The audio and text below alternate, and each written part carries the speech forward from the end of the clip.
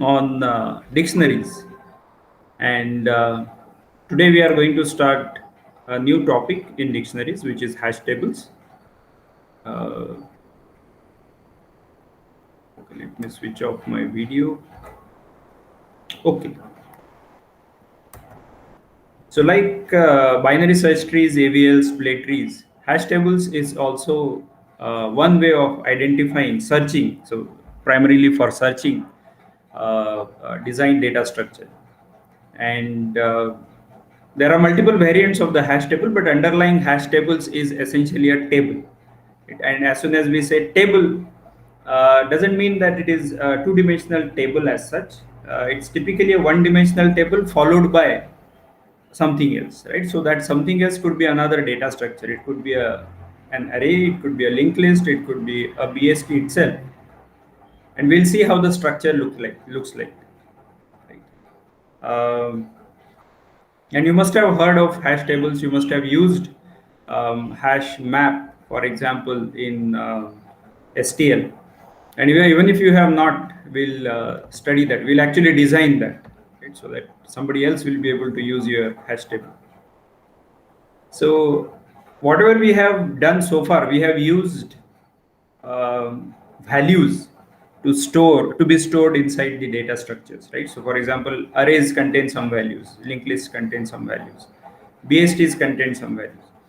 um, what we will do now is that contain we'll not only store the keys, we'll not only store the values but also store the keys. So in some sense this is going to resemble a key value store. What does that mean? That means that there is some data which is associated with uh, uh, some data item in your database, and each such data item is uniquely represented by a key. To some extent, this is what was happening in the case of BSTs also. Just that we didn't distinguish it in key value form, but that is going to be more evident now in the context of hash tables. For example, we'll say that, okay, this is my key, go find out the record corresponding to this, right? So I give you a roll number and identify what is going to be the hostel, faculty name, etc. about a particular student. Or I give you, let's say, a particular date, and on that date, find out all the records corresponding to that date and so on. So there is a mapping of key to the value, and we may or may not, right? So we may or may not store the key directly. We'll definitely have to store the values, but we'll see why that might be required to storing the keys and not storing the keys. So in general, in case of BSTs also, we used to work only with actually whatever we have searched for, that should not be called as values. Those should actually be marked as keys because those were unique in the BSTs, AVL, split keys, etc. So those are actually keys, not the values. Although while verbally talking about it, we just said that those are the different values. But those are keys because those are unique. Those are uniquely identifying the node in which that particular information is stored. So along with that key, we could have stored additional information, which was then accessible as you search through the keys, right? So in that sense, dictionaries are key value stores. Um, so as I was saying that hashing is going to consist of a small array, I mean, not necessarily small, but an array. And therefore, we need to find an index corresponding to the key that we store. So far in most of our discussion, we said that the type of the element could be arbitrary. In case of linked list, you just store arbitrary records. In case of binary trees, we store arbitrary records, arbitrary types. In case of BSTs also, as long as it is comparable, it is all right. Unlike all of these, in the context of hashing, we will require an integer. Why? Because we are storing it inside an index, and therefore we require an integer. But does that mean that the data type must be an integer? No, that is not the case.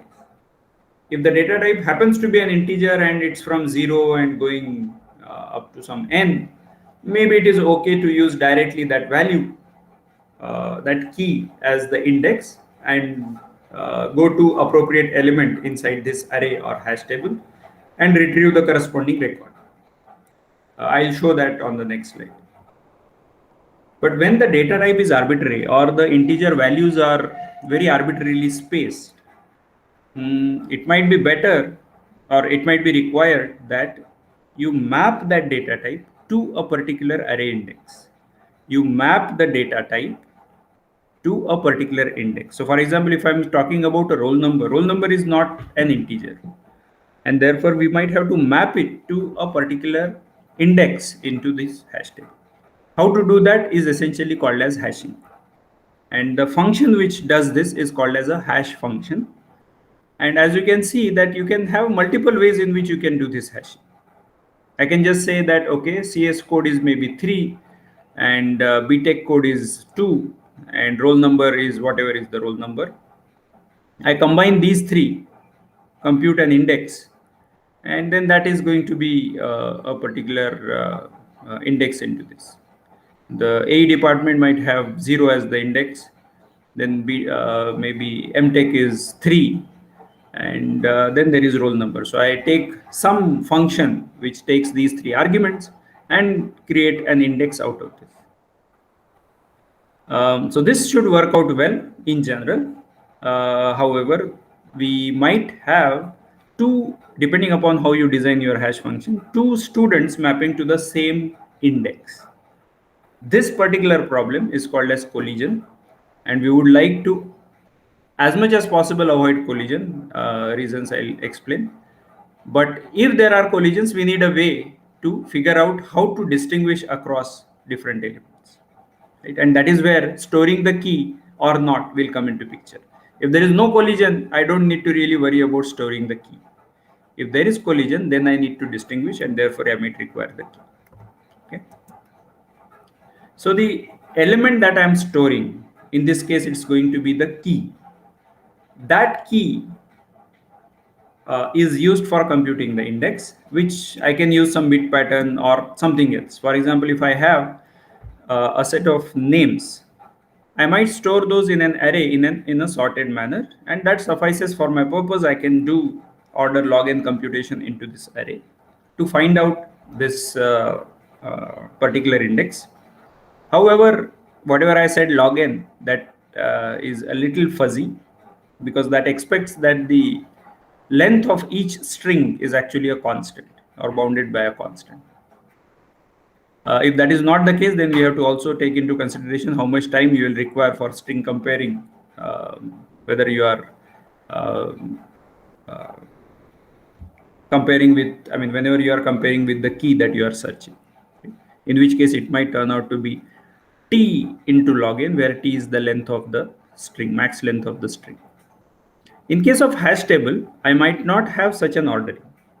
In case of hash table, I might just say that, okay, Akshat was at index 0, that is probably now going to come at index 2, and so on. Krishna might be at index 4, and so on. Where is this ordering coming from? Because I am taking each string and mapping it somehow to an array index. Right? That somehow is essentially your hash function.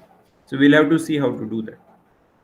So let's define an appropriate hash function. So one of the hash functions could be, as I was saying, if it is an integer and the values start from, let's say, 0 to some large number, then I can use identity function as the hash function, which means that the data element itself could be used as a hash function. For example, if all the students in a particular class are from a particular department, as well as all of them are BTech students, then I don't need to worry about storing the department or hashing the department and the BTech program.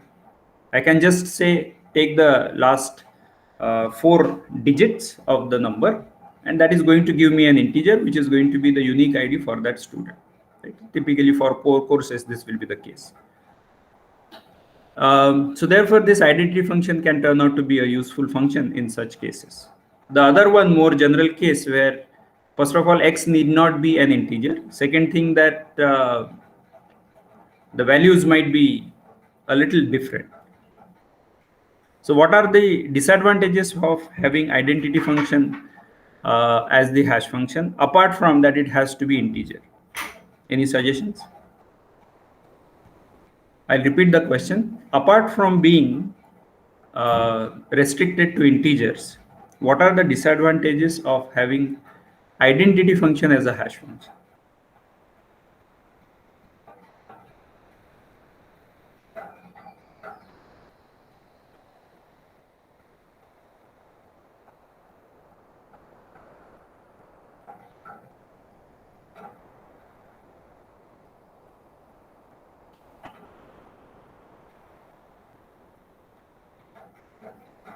Limited keys can be present. Why is that, Burari?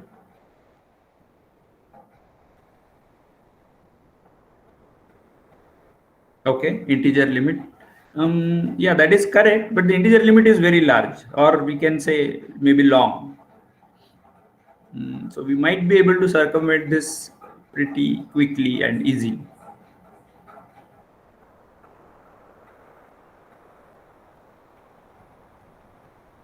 Abhishek says sparse array. What do you mean by that, Abhishek?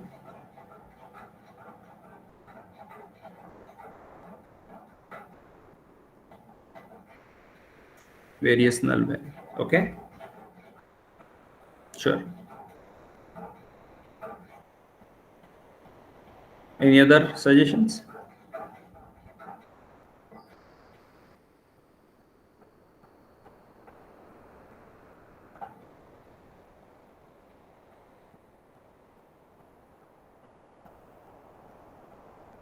Okay. So let's understand what Abhishek is saying. Not always you will have contiguous set of values. For example, roll number in the class are going to be almost contiguous. There might be one or two holes there, but otherwise it is going to be almost all the integers are going to be present starting from 1. That seems to be reasonable. But what if I'm storing some maybe prime numbers or something, right? In which case, if I store a prime number at a particular location, that location is going to be decided by the prime number itself. Now, the number of prime numbers initially are large, but later it keeps becoming sparse. Therefore, I have essentially unassigned values or holes in this array if I'm using identity function as the hash function. So many values are going to be actually not used in this array. And not used doesn't mean that you are probably going to use them in future. You are actually never going to use them.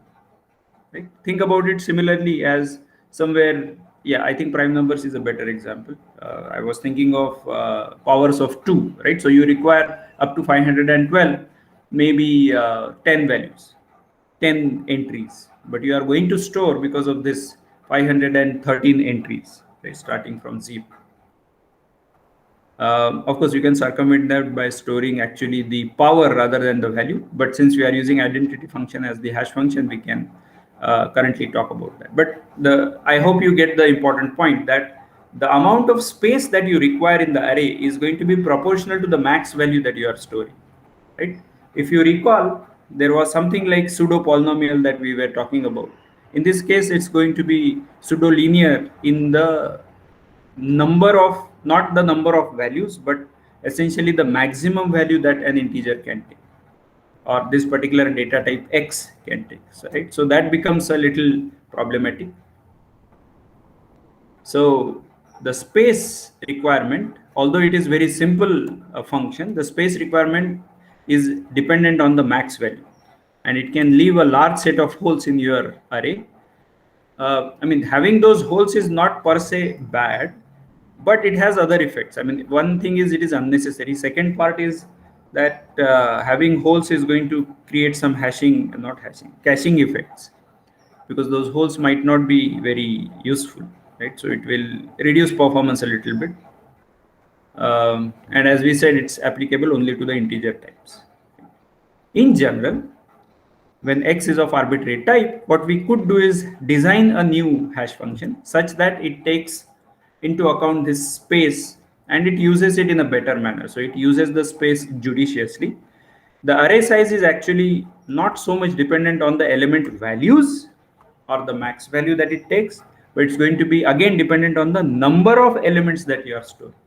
And that seems to be reasonable because in case of arrays, lists, BSTs, we have actually stored those not based on the values, but I mean the amount of space that we require is based on the number of values rather than the values that each individual element takes.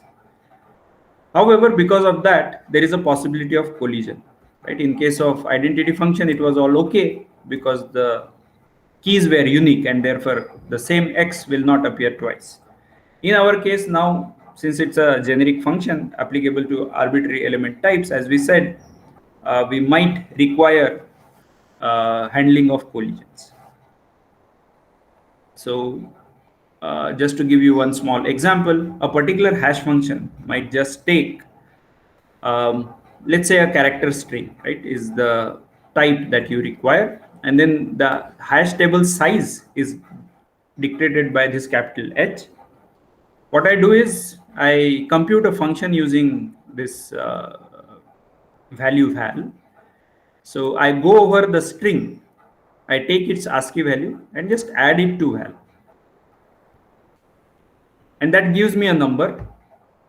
That number need not be unique, by the way. And I return that value mod h. This mod h is quite common in hash functions because we are dealing with an array. And whatever function I compute, for example, using this part, that whatever I can compute arbitrary function here, and then that mod h is going to give me a value 0 to h minus 1, which fits into the hash table, and therefore mod h is going to be a very common occurrence in almost all the hash functions. Now, is this the only hash function possible? No, I can decide other hash functions. Second thing is this going to be applicable only to the character strings? No, that is also not the case. In fact, it can take an integer, typecast it to typecast its address to char star, right? Int star to char star, and pass it as a parameter. And your integer is going to get converted into 4 bytes or 8 bytes, and I can compute a value based on that. I can take a record, a structure, and pass its address as char star, and you go over the bytes and compute a hash function. So all of this is possible for arbitrary types, although I am showing it only as char star. You can actually have void star there and pass arbitrary parameters. Suppose you will have to typecast it and so on, because you can't dereference a void pointer. Okay, so any questions so far on this one? High level picture.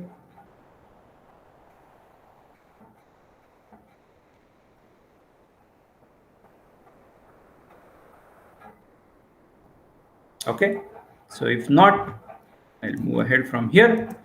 So there are, as I was saying, I can decide some other hash functions also. I need not just take the ASCII values and sum them up and so on. I can just say whatever is the value that I have, I'm just going to do mod h. Right? So this is a small variant of the identity function, where identity function we said is going to have require maximum size decided by the maximum value. But in this case, if I do a mod h, then I'm going to wrap around some values, and then I can control the size of the array, right? I'm no longer dependent on the max, right? So that becomes a very easy way of identifying this. But then, of course, we are going to get into the collisions, which we'll worry about. Yeah, some of all the characters bytes we saw. I can do XOR of odd index bits, right? This could be my hash function. Or I can do the integral value divided by some large value m. The advantage of division compared to mod is that if the values are nearby, then those get into nearby buckets. Buckets meaning nearby indices in the array. This is also in some sense or a small example of something called as a locality sensitive hashing, where similar values need to be in nearby buckets, right? So that becomes very useful in many applications for processing. And division can turn out to be a very interesting way of mapping the values. Essentially, if you let's say 0 to m minus 1 are going to go into 0th bucket, m to 2m minus 1 are going to go into bucket number 1, and so on. And you can choose the value of m such that it becomes manageable. Yeah, and there could be others. There is a website called developed by Arash Parto, where there are several hash function implementations are available. And if you just look for hash function implementations in C++, you will most probably reach this website. And there are others also. It need not be only this one. Just that I saw that there is a large set of, there are actually standard hash functions available. Why standard? Well, because there are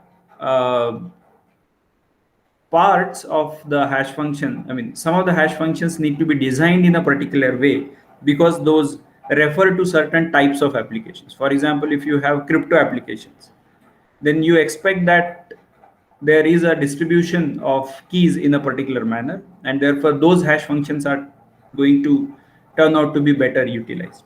For example, if you just take, if you in your application, the hash function is being applied to the data type, which are, let's say, addresses, right? The CPU address. And if you do some operations on the last 2 bits, that is not really going to be useful to you because the addresses are anyway going to be multiples of 4. Right? So, I mean, the addresses of, let's say, different data types. Because of the alignment issues inside the hardware, it is going to always align it at the boundary of 4 or 8. And therefore, last 2 bits are always going to be 0, or even last 3 sometimes.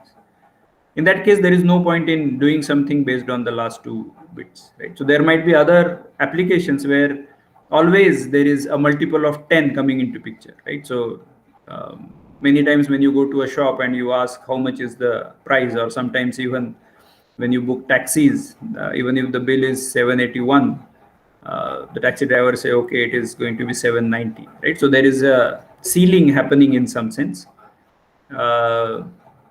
Usually the flooring doesn't happen, right? So in such cases, it is going to be, or even when a cylinder gets delivered to your doorstep. So what I'm trying to say is that then the last digit is always going to be 0. It's always going to be a multiple of 10. In that case, I mean, depending upon your application, you might not be wanting to use a particular set of bits, whereas the ones that we saw are always going to use, I mean, for example, sum of all the characters. There is uniform distribution, and therefore there is no problem in using all the bits, all the bytes, but in general that need not be the case. And therefore you might have to get into bitwise operators in when we design hash functions. And you convert the data type into mathematical form where you use plus star typically in these hash functions. There is also a small part of using a lookup. So there is a small table which is statically designed, right? Designed by the designer of the hash function, who uses some prime numbers or some magic numbers, and you might see those encoded into some of the hash functions. Again, those are not coming out of thin air, or because the person was dreaming about something and then I got this magic number, so let me use that. No, it doesn't happen that way. It's primarily used because derived from the kind of applications that you might require. For example, in case of our geometry, right? So if we take the ratio of circumference to diameter in a circle, then we always get some magic number, right? So that we call as pi. So it's not coming out of thin air. It's done out of a lot of analysis. Similarly, these magic numbers are designed for certain kinds of applications, and depending upon your data distribution, different hash functions might turn out to be better for you. I mean, you can have that knowledge of which hash functions are going to be useful after you know your application and after you have some grasp over the hash functions. Okay, some experiments might also be required initially. Okay, there is a question from Abhishek. Can you explain once again difference between mod and division? Yeah, mod, I was saying, it's just to help you bound the value within 0 to h minus 1. So that every time it is going to be within bounds. That mod is anyway going to be required. In almost all the cases, you can use that mod. The division, I was saying, was primarily to map similar values nearby. For example, if you do mod 10, right, the value 11 as well as 101 are going to be mapped to the same bucket, right? If you use mod as the operator, mod 10. That is not very useful in certain applications, but in many applications, In fact, hash functions expect that the keys should get arbitrarily distributed so that the number of collisions reduces.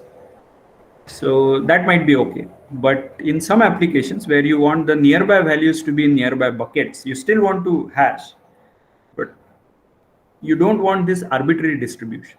In that case, division can be very useful, where 11 and 101, if I divide by, let's say, 10, then those are going to occur in very arbitrary buckets. In contrast, let's say 11 and 15, which are relatively nearby, are going to likely occur in nearby buckets or the same bucket. Right? So there is locality which gets preserved, locality in the original data gets preserved in the hash table also. So that is called as locality sensitive hashing. Yeah, that's a field, not field, but subfield in itself, locality sensitive hashing. So division is just one way of getting there. Right? Any other concerns, questions here?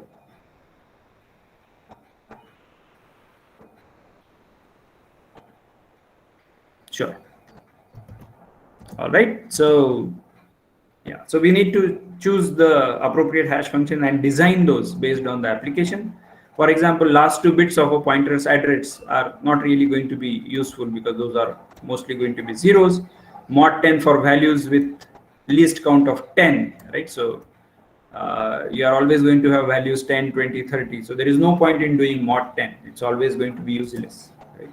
Or using a very large number to do a mod, right? I mean, it's not going to really help you much because the number of students is going to be very small in a class, right? So therefore, there is no point in doing such things. So you have to design the right hash functions, right? Or even sometimes using the first character of a name, a student name or a person's name to choose the bucket. Why is that?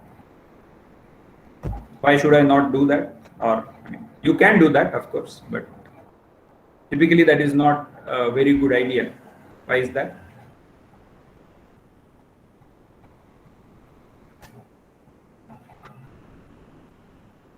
Correct. So as Abhishek is saying that he has a lot of company, right? So even if you just browse through the participant list, right, you will see that there is a distribution. Well, I don't see that bad a distribution. The number of students is just 23 and we have 26 letters. So that's not really a good use case. But for large classes, you will see that A and S have large number of students. So Aniruddha says bins will be big, right? So the distribution is not going to be really uniform, and therefore it's not always going to be a good idea. But for example, if you use first 2 characters of the name, that will probably give you a good distribution even within that.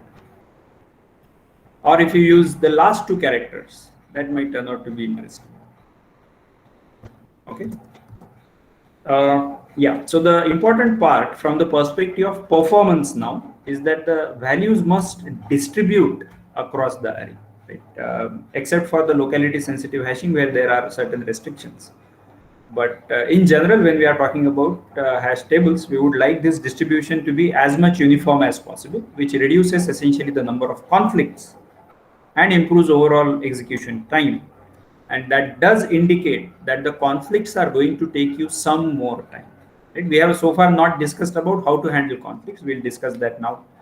But the overall improvement in execution time is going to happen because we avoid the conflicts.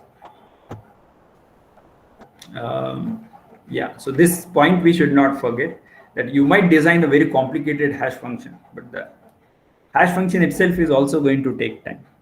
In many cases, we say that hash functions, oh, it's order 1, hash tables are order 1 search. That is not always the case. I mean, you might be able to even say that theoretically in some cases, but practically that might not even happen. The reason being that the hash function, let's say you are going over the string, you are looking at the whole string and computing some index. Well, that is not going to be order 1 because your strings are of arbitrary types, right? Or arbitrary length. Or if you are performing some arbitrary computation, then that is going to take, typically it takes a loop, and therefore that loop is going to give you not constant time. So we have to be careful about designing hash functions. But it turns out that let's say you take a few bits or bytes out of the given data, and you hash it, you compute some index out of it, you will reasonably doing constant time operation. And even if you do an operation which is proportional to the length of the data, it is still considered to be okay in most cases. So, but we have to be careful that we then cannot call hash function to be order 1, right? Okay, so let's talk about the distribution. We talked about some distribution when we were talking about Huffman coding, and we'll reach Huffman coding when we look at heaps.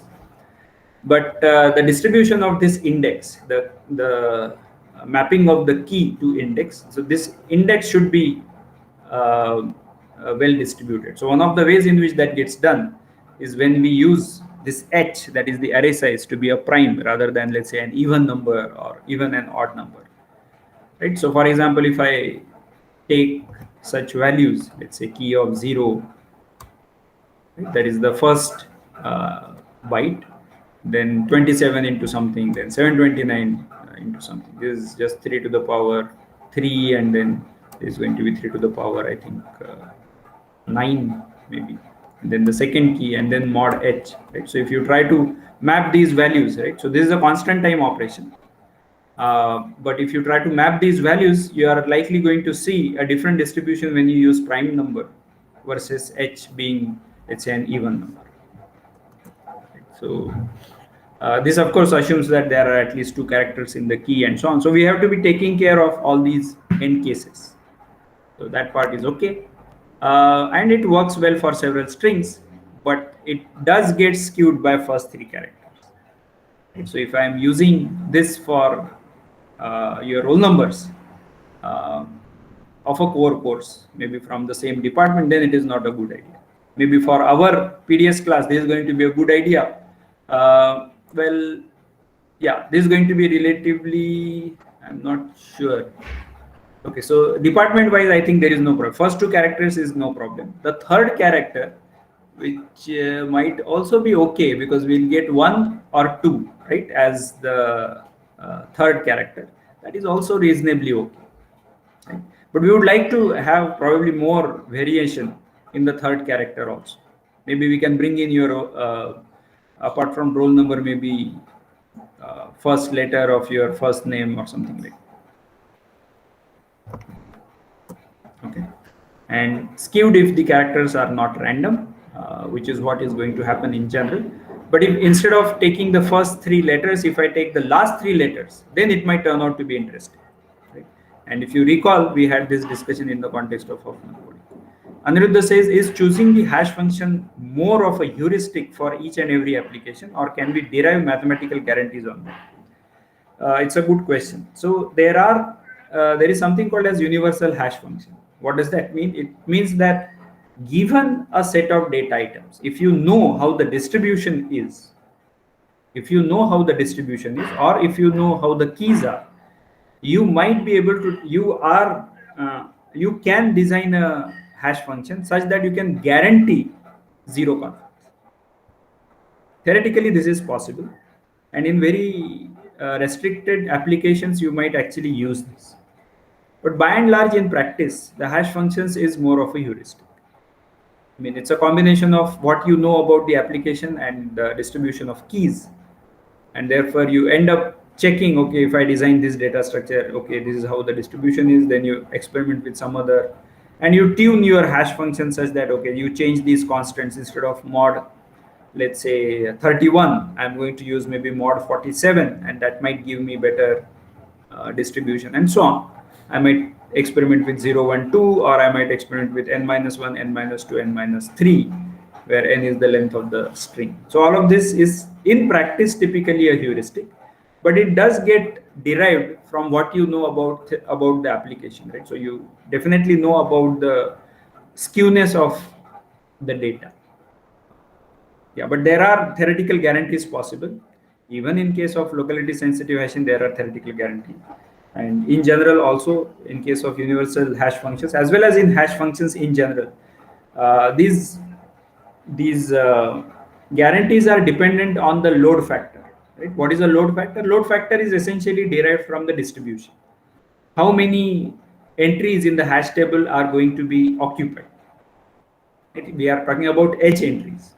Out of these, maybe h by 3 entries might be occupied for a typical distribution.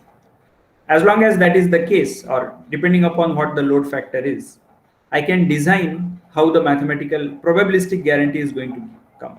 Right? So that does exist. Any other concerns, questions on this one?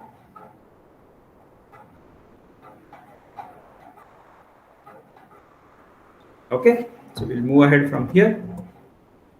So better hash function might turn out to be something like this, where I'm, again, key and h are the parameters, and I'm going over the whole key, and I'm going to use left shift by 5, which is going to be multiplying by 32. So whatever is the value that I have used, whatever is the key that I'm passing, I'm using all the characters first of all, right? Instead of using only a few. Plus, I'm making sure that that key is actually getting, most of the bits of that key are getting utilized.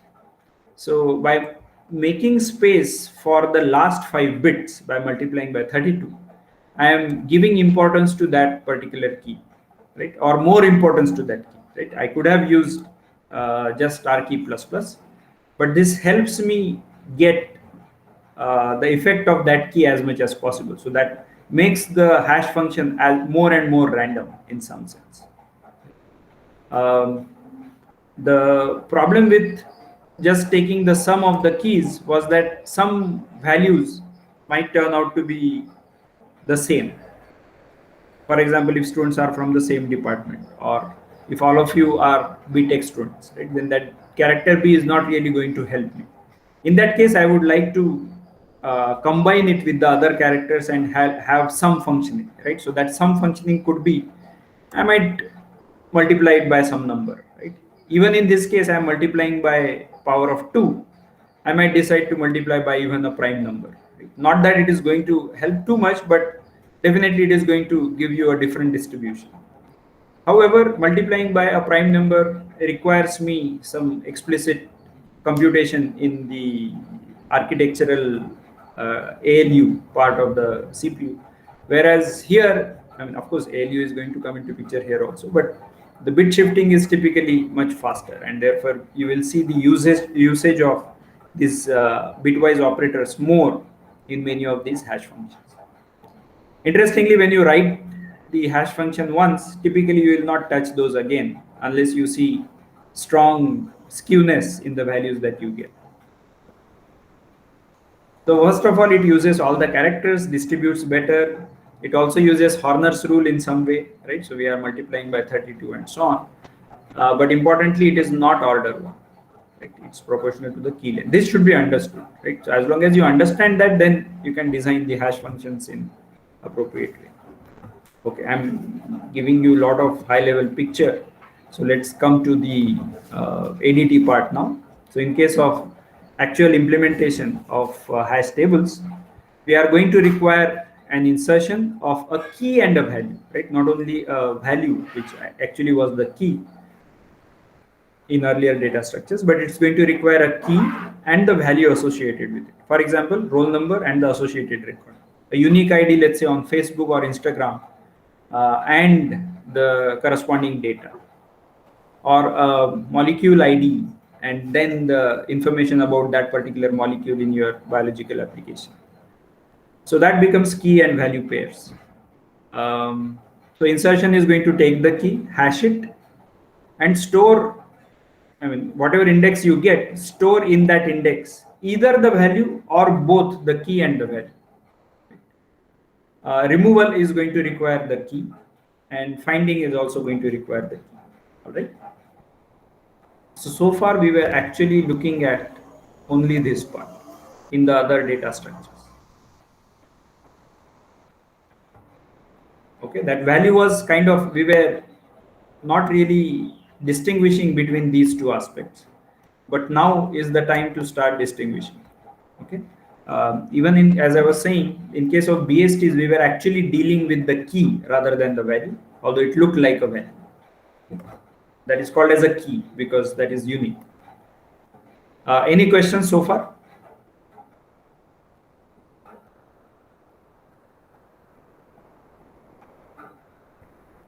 right? So yeah, so one point I was mentioning is that of course you are going to require insert, remove, and find in almost all the data structures.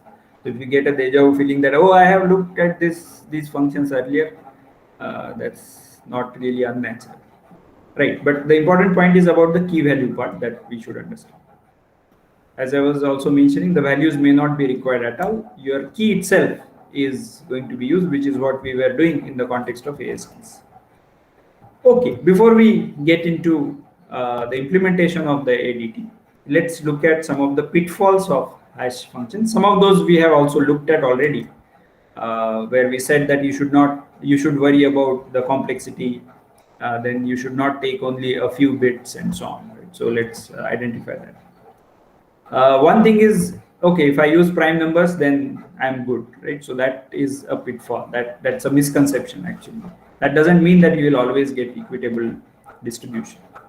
Right? You have to still analyze it, either theoretically or practically or both, that which prime numbers are going to give you equitable distribution. Right?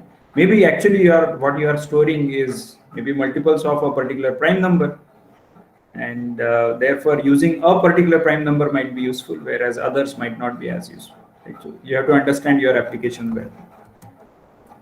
Data distribution doesn't matter for hashing. This is another point which I was mentioning, that, oh, I'm using hashing, I'm going to get order 1 complexity. No, that is not the case. Your distribution is going to be very, very important for hashing to be effective. Hashing is order 1, that is also not always the case, right? In some cases, yes, but not always the case. And then there exists a hash function which works well across all applications. This Arash Quarto's website or some other crypto related hash functions exist. And you'll say, okay, I'm designing my crypto library or a quantum library, and I'm going to use this particular hash function because I know that is the best. No, that is not the case. Because as you know, these hash functions are derived from the applications, which means that these are data dependent. Think about sorting. You are always going to get the same sorted array, but that doesn't mean that the amount of time that you require for sorting is going to be not data dependent. We say, okay, n log n complexity or n square complexity and so on, but the number of comparisons you make is actually dependent on how the values are distributed. In a similar fashion, by the way, we have not yet studied sorting, so I shouldn't say this application, but yeah, if you are probably pushing elements to a stack or to a queue, that is not going to be really dependent on the data. It's a data independent function. But in case of hash functions, ASTs, AVLs, BSTs, we are going to require values, or essentially the keys, which are going to guide how the structure and how the search complexity is going to be. And we need to be very careful about these aspects as we design hash functions. Okay, so across different applications, you might actually require different hash functions. And it's always possible to increase the hash table size to reduce collisions. I mean, I just do mod h, I'll do mod 2h, mod 3h, and so on. I'll just go on increasing the value of h. Right? So that doesn't mean that you are always going to reduce collisions. In most cases, yes, but not always. Right? So we have to be careful about that part. We have to understand your data. By the way, the hash function must contain modulus operator. Need not be the case. So if you know that the number of students in your class is always going to be less than 100 and your hash table is of size 500, you don't have to worry about the modulus operator. Okay, let's handle collisions now. By the way, any questions? Anybody has any other thoughts about hashing? Feel free to discuss.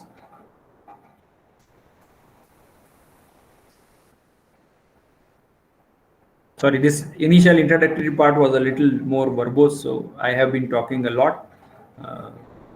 Yeah, I try to show some snippets of code, but hopefully things will get interesting and more concrete as we go along. Okay, so if there are no questions, we'll try handling collisions. So without the collisions, as I was mentioning, keys need not be stored. Because I know that a particular key is going to hash to exactly one particular index, and more importantly, no two keys are going to map to the same index. Right? So there are two parts. One is key to index mapping is unique. Index to key mapping is also unique if there are no collisions. So it's both way, two-way function. And therefore, if I know the if I know that a value exists at a particular index, that can only happen because of a particular key. The identity function was one such example, but there could be others. So in that case, I don't really need to store the key as such. I can just store the value corresponding to it. But in general, we might have to worry about collisions, and a good distribution reduces collisions, right? So multiple ways to handle collision is what we are essentially the crux of hashing, right? I mean, not the crux of hashing, but let's say an alternative mechanism which is required to make hashing more effective. The first part was how you design the hash function, but the hash function also needs to deal with collisions. So one thing is you use a linked list. Whenever two keys are mapping to the same index, that is, there is collision of two keys, you store the key values in a linked list. So if I have K1 V1 and K2 V2 as two key value pairs, I store K1 V1 in one record, and that record points to, let's say, K2 V2. So this forms a chain, and this linked list is essentially going to be stored at the index where K1 V1 and K2 V2 are mapping. I'll show pictorially, but you can possibly visualize that there is an array, and then there is another data structure which is a linked list. At a particular index, a linked list starts. So the index of the data structure is not storing any other key or value. It is actually storing a pointer to a linked list, the head of that linked list. Another mechanism to handle collision is that I can do something called as open addressing, which means that, okay, the first hashing is going to give me some location, some index into this array, but after that, if there is collision, that is, there is already a value stored inside that location, maybe I can use some other location in the same array, which I can search for in the array itself, and then I don't use any additional data structure. I just use this array, which means that if K1 V1 gets mapped to, let's say, index I store K1 V1 there at index I in the array. Now when K2 V2 comes and it also has the mapping of I, that is, it needs to be stored at index I go there, I find out that, oh, K1 V1 is already there. So let me store K2 V2 at index I plus 1, assuming that it is empty. If it is empty, I store K2 V2 there. If it is not empty, then I search for the next element, maybe I plus 2 and then I plus 3, which means that essentially a particular key value can be stored at any location in the array potentially. Therefore, this becomes open addressing. You are not restricting it to a closed addressing like chaining, where a value K1 V1 or K2 V2 cannot be stored outside the index I. But now in open addressing, it can actually get stored because of collisions anywhere inside the array. As you can see, initially when the collisions are small in number, you might be able to find the free spot to store your K2 V2 easily. But as the load factor increases, as you have more and more values being stored in the hash table, storing this will require you a linear search. There are variants to this linear probing kind of thing, where you don't look for the immediate next value, but maybe you leave some gap and look for some other value. So those lead to quadratic probing or even double hashing. Right? We'll study all of that. And then rehashing. So rehashing meaning that I don't, if I get a conflict, I'll use some other hash function and see if I get a different index which is free. And if that also is occupied, maybe I'll use some other index. But that is not always guaranteed to be giving you a free entry. So you might have to resort to open addressing or chaining in the worst case. But you can as well try different hash functions. Right? So that becomes rehashing. Okay, so let's understand this a little more pictorially. Actually, we'll worry about this maybe in the next class. I'll wait for any questions and we'll start from here in the next class, and then also look at the code.